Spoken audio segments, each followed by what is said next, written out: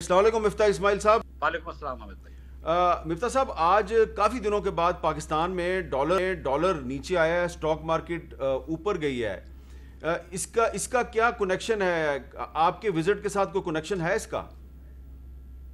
हामिद भाई, देखें, वैसे तो मार्केटों के बारे में रोज की ऊपर नीचे के उतराव चढ़ाव के बारे में कुछ ज़्यादा नहीं कहा जा सकता, लेकिन मार्केट को अगर ये लग रहा है कि आईएमएफ से हमारे मुज़ाकरात जो हैं वो कामयाब हो रहे हैं और इंशाअल्लाह ताला आईएमएफ की हम 7th रिव्यू को मुकम्मल कर लेंगे और फिर हमको ट्रांश मिलना शुरू हो जाएगी, तो रुपए के ऊपर जो दबाव था वो कम हो जाएगा, स्टॉक मार्केट बढ़ेगी, क्योंकि अब हमारे बिजनेसेस को लग रहा है कि वो यकसुई के साथ अपना काम कर सकेंगे और कोई खुदा न खास्ता मईशत जो है वो सियासत की भेंट नहीं चढ़ेगी। तो इसलिए मेरा समझता हूँ कि ये शायद मार्केट बड़ी है। अच्छा मिफ्ता इस्माइल साहब, ये बताइए कि क्या जो आईएमएफ के साथ आपके मुज़ाकरात हो रहे हैं उसमें आप कोई अच्छी खबर देंगे पाकिस्तानी अवाम को, या वो आप यही कहेंगे कि पिछली हुकूमत ने जो वादे किए थे वो पूरे करने पड़ेंगे और महंगाई तो होगी? देखिए हामिद भाई, हम ये ज़रूर कह सकते हैं कि जो महंगाई पाकिस्तान में आज है उसकी 3-4 बड़ी बुनियादी वजूहत हैं। एक तो ये कि रुपए का बहुत ज़्यादा गिर जाना डॉलर की वजह से, वो बुनियादी वजह है उसकी। दूसरा ये है कि जो एडमिनिस्ट्रेटिव जो गलतियां करी हैं पिछली हुकूमत ने, मिसाल के तौर पर डीजल से महंगी बिजली बनाना, 4 में से 3 साल एलएनजी मंगवाना भूल जाना, फर्नेस ऑयल से बिजली बनाना, महंगी बिजली बनाना, मेरिट ऑर्डर को वायलेट करना, दीगर चीज़ें। तीसरी चीज़ है आपकी मनी सप्लाई बढ़ा देना और बहुत ज़्यादा डेफिसिट कर देना। जब आपका बजट का खसारा ज़्यादा हो जाता है, हुकूमत को बहुत ज़्यादा कर्ज लेना पड़ता है और उससे जो है वो मार्केट्स के ऊपर प्रेशर आ जाता है, तो आपको फिर आपका जो रुपया है उसकी वैल्यू गिरती है। और एक चीज़ जो है वो एक्सोजेनस प्राइसेस होती हैं कि बाहर के अंदर क्या प्राइसेस हैं तेल की, दीगर चीज़ों की। वो चीज़ जो आखिरी वाली चीज़ मैंने कही वो हमारी कंट्रोल में नहीं है, लेकिन बाकी 3 चीज़ें तो हमारे कंट्रोल में। हम आपको करके दिखाएंगे इंशाल्लाह अगले 3-4 महीनों में कि एडमिनिस्ट्रेशन बेहतर होगी। यहाँ पे हम गैस से सस्ती बिजली बनाएंगे इंशाल्लाह ताला। हम आपको करके दिखाएंगे कि हम डेफिसिट को कंट्रोल करेंगे। ये जो 3 साल इन्होंने बड़े-बड़े लंबे-लंबे बजट के खसारे करे, हम उसको कंट्रोल करके देंगे। हम आपको बगैर टैक्स रेट्स बढ़ाए हुए जमा करके देंगे पैसे। ये सब चीज़ें हम दावा कर रहे हैं, लेकिन अगले 3-4 महीने में आपके सामने चीज़ें आ जाएंगी इंशाल्लाह। नहीं, लेकिन आप आने वाले कुछ हफ्तों में पेट्रोल तो नहीं महंगा करेंगे, बिजली तो नहीं महंगा करेंगे? सर, ये देखें, जो खान साहब ने सब्सिडी दी है पेट्रोल और डीजल पे, उस पे मैं पहले भी गुजारिश कर चुका हूँ, अभी भी आपके सामने रख देता हूँ कि जब भी मुझ जैसा कोई आदमी साहिब हैसियत जो होता है, वो आदमी अगर अपनी लैंड क्रूजर के अंदर 80 लीटर पेट्रोल भराता है, तो हुकूमत पाकिस्तान यानी कि पाकिस्तान के लोग जो हैं उसको 1600 रुपए दे रहे हैं सब्सिडी। क्या ये मुनासिब बात है? अगर मेरी फैक्ट्री को रोज के 7-7 लाख रुपए की सब्सिडी मिल रही है डीजल के ऊपर, क्या ये मुनासिब बात है? तो बेहतर नहीं हुआ कि हम अगर सब्सिडी दें और कम सस्ता पेट्रोल बेचें तो उन लोगों को दें जो कि मुस्तहक हैं?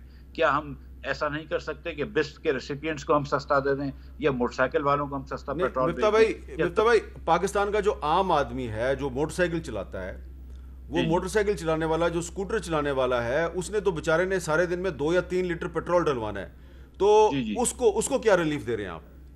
उसके लिए सर रिलीफ कर रहे हैं। शहबाज शरीफ साहब का भी मुझ पे इंस्ट्रक्शंस हैं। मुझे मियां नवाज शरीफ ने भी कहा है कि बिल्कुल आपने उन लोगों के ऊपर कोई बोझ नहीं डालना। तो हम इंशाल्लाह ताला, मैं आईएमएफ से भी कह के आया हूं कि मैं जो है वो जो आपने इलीट्स को या उमरा को और जो साहिब सरवत लोगों को रिलीफ दी हुई है और जिस पे आप नुकसान कर रहे हैं, वो हम बर्दाश्त भी नहीं कर सकते, वो ज़रूर कम करेंगे। लेकिन एक मखसूस जो आम पाकिस्तानी है, जिसने आपने कहा कि जिसके पास मोटरसाइकिल है या जो बसों में सफ़र करता है, हम उसको रिलीफ देने की पूरी कोशिश करेंगे। और हामिद भाई, अगर इजाज़त दें मुझे, तो मैं जी। आपको बताऊं कि अगले महीने जो ओगरा ने तखमीना लगाया है इस सब्सिडी के नुकसान का, वो 96 अरब रुपए है। अगले महीने हमको हुकूमत पाकिस्तान चलाने के लिए, पूरी सिविलियन गवर्नमेंट चलाने के लिए 40 अरब रुपए चाहिए होंगे। तो आप हमसे ये कह रहे हैं कि हम 140% ज्यादा खर्च करें हुकूमत चलाने के खर्चे से, यानी कि हम 2.5 हुकूमतें चलाएं एक टैक्स से, तो ये तो बहुत मुनासिब बात नहीं है ना। और आप आम पाकिस्तानी से पैसे लेकर अमीर लोगों की जेब में डालना, ये तो बहुत ही जाती की बात। आप जरा मुझे खुल के बताएं ना, साफ बताएं ना बात, कि इसका मतलब यह है कि आप पेट्रोल महंगा करेंगे? सर देखिए, फिलहाल जब हम जो पेट्रोल की जो और पेट्रोल और डीजल दोनों के बारे में मैं एकदम क्लियर करना चाहता हूं कि ये पेट्रोल जो है वो 1 और 15 को रिव्यू होती है प्राइसेस। हम कोई चांस नहीं है कि हम पहली से पहले इसको रिव्यू करें, क्योंकि ओगरा की समरी नहीं आएगी।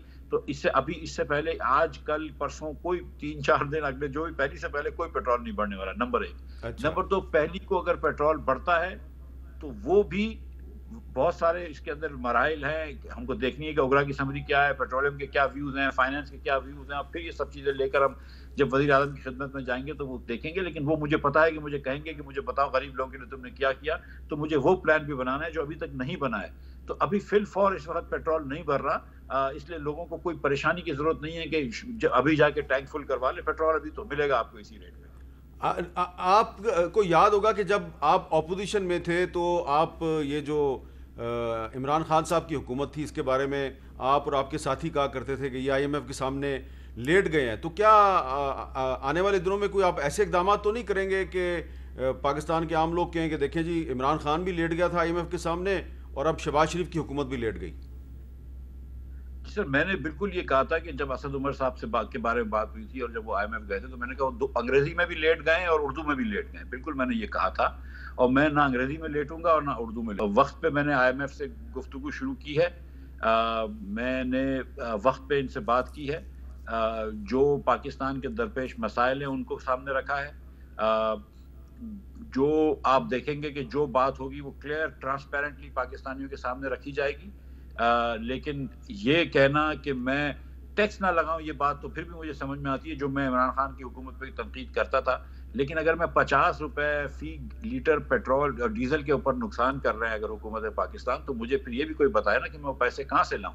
मुझे 60 अरब 90 अरब रुपए 96 अरब रुपए महीने के कहाँ से मिलेंगे जो मैं खर्च कर सकता हूँ। अगर मुझे इस मुल्क के अंदर स्कूलें भी चलवानी हैं, सूबों को भी पैसे देने हैं, अस्पताल भी चलवानी है, नेशनल डिफेंस के लिए भी प्रोवाइजन करना है, आपको सूद भी भरना है, तो ये सब चीज़ों के साथ हम अमीर लोगों को सब्सिडीज तो नहीं दे सकते ना। मिल वालों को अपनी फ्रेट के ऊपर सब्सिडीज नहीं दे सकते, लैंड क्रूजर के मालिकान को हम पेट्रोल आप उनको ना दें। आप बिल्कुल सही कह रहे हैं, अमीर लोगों को सब्सिडी ना दें, लैंड क्रूजर के मालिकान को बिल्कुल ना दें। लेकिन जो आम आदमी है बेचारा, जो वैगन में बस में सफर करता है, जो मोटरसाइकिल चलाता है, उसको तो आपको रिलीफ देनी पड़ेगी ना। बिल्कुल हामिद भाई, आपकी बात दुरुस्त है। और मैं आपको सच बताऊं कि अगर ये रिलीफ देने की बात नहीं होती तो शहबाज शरीफ साहब जिस दिन 2 दिन हुकूमत उनकी आई थी, तो उसके दूसरे दिन या तीसरे दिन ये चीज़ सामने आ गई थी पेट्रोलियम की, और तमाम अफसरान भी आए थे। मैं खुद शहबाज साहब को कह रहा था कि इस पर आप ज़रा सा नजरसानी करिए। उन्होंने कहा नहीं, पहले मुझे समझने दो और एक तरीका इवॉल्व करने दो कि मैं गरीब लोगों को किस तरह प्रोटेक्ट करूंगा, फिर उसके बाद मैं तुमको इजाज़त दूंगा। उन्होंने मुझे मना करके वापस भेज दिया। तो मैं ये जानता हूं कि प्राइम मिनिस्टर का जो दिल है वो कहाँ है, और इंशाल्लाह उसके हिसाब से हम काम करेंगे। जरा आपको थोड़ा सा सुनवा दें, क्योंकि अभी आपने खुद जिक्र किया अपने पिछले बयानात का। जरा सुनवा दें, अगर बुरा ना बनाए। सुन ले के लिए आए सर, सुन ले। जब पेट्रोल महंगा होता है, जब डीजल महंगा होता है, तो बिजली महंगी होती है, आपका आटा महंगा होता है, आपकी रोटी महंगी होती है, आपकी सब्जियां महंगी होती है। इस वक्त 137 रुपए का लीटर कौन आदमी पाकिस्तान में सख्त किसकी इसकी जेब में इतने पैसे हैं कि वो खरीद सकता है। इसी को कामयाबी कहते हैं कि बिलियन डॉलर ले आए। अगर वो बिलियन डॉलर लाने के लिए आपने 30 रुपए यहाँ से पेट्रोल और महंगा कर लिया और 160 रुपए का पेट्रोल करते हैं, और लेकिन बिलियन डॉलर IMF से मिल जाते हैं, तो क्या ये कामयाबी है? मुस्लिम लीग नून और अपोजिशन PDM एक पैसे की भी मजीद पेट्रोल की कीमत बढ़ाने की इजाज़त हुकूमत को नहीं देगी। ये हम नहीं कर सकते कि IMF की ईमा पे, IMF के कहने पे आप पेट्रोल महंगा करें। जी मिफ्ता भाई, तो ये आपका जो बयान था कि हम 1 रुपया भी नहीं बढ़ाने देंगे पेट्रोल की कीमत में IMF के दबाव पर, तो इस पर कायम है ना आप? 1 रुपया भी नहीं बढ़ाना आपने?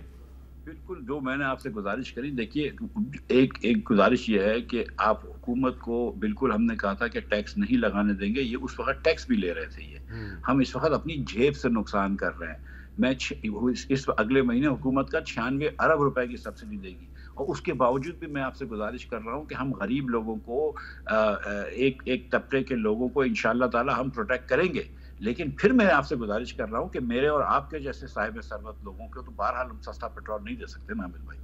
नहीं, आप मुझे ना दें और ख़ुद भी ना लें, लेकिन मैं भी नहीं जिस आदमी की तनख्वाह जो है वो 50-60 हज़ार रुपया पर मंथ है या इससे भी कम है, तो उसको तो रिलीफ मिलनी चाहिए ना।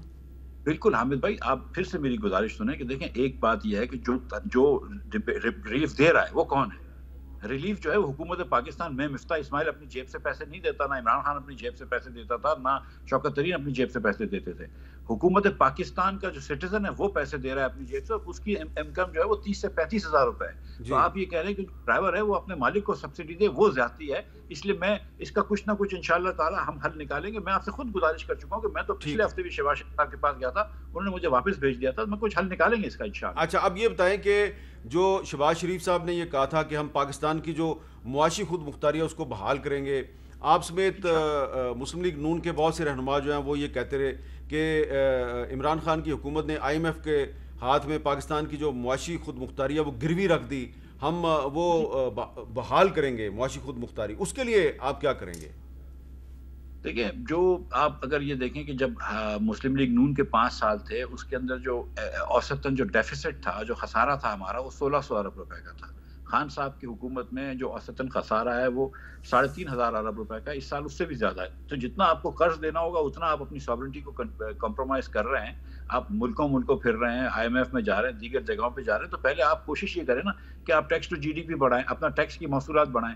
इन्होंने 1700 अरब रुपए के नए टैक्स लगाए, लेकिन टैक्स टू GDP फिर भी कम करके दिखाया। हम आपको एक पैसा बगैर टैक्स नया लगाए हुए, हम आपको अगले साल टैक्स टू GDP बढ़ा के दिखाएंगे, हम आपको ज्यादा टैक्स जमा करके दिखाएंगे। हम जितनी अपनी चादर है उतने पैर फैलाएंगे और खर्चे कम करके दिखाएंगे। और इंशाअल्लाह ताला आप देखेंगे कि फिर हम जिस तरह मियां नवाज शरीफ और इसहाक डार साहब ने बजट को डेफिसिट को कंट्रोल किया था, वो कोशिश करके कंट्रोल करेंगे। और फिर इंशाअल्लाह ताला पाकिस्तान की तरक्की जब होगी, महंगाई कम होगी, रोजगार बढ़ेगा, तो खुद ब खुद हमारी खुद मुख्तारी जो है मजबूत होगी। ये बातों से नहीं होती। और वो जो स्टेट बैंक का बिल जो मंजूर हुआ था और उसके बारे में ये कहा गया कि पाकिस्तान की जो मुआशी खुद मुख्तारी है उस पर IMF का कब्जा हो गया है, तो वो स्टेट बैंक का बिल रिवर्स होगा?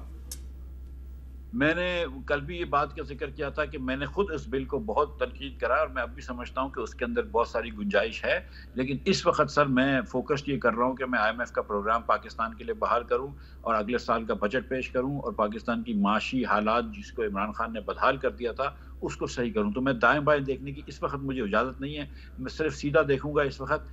और इंशाअल्लाह ताला जब ये IMF का प्रोग्राम अगले साल मुकम्मल हो जाएगा, उसके बाद अगर जो भी सारी चीज़ें करनी होंगी वो देखेंगे। फिलफौर हमारा कोई इरादा नहीं है कि हम स्टेट बैंक की खुद मुख्तारी को में कोई कमी करें।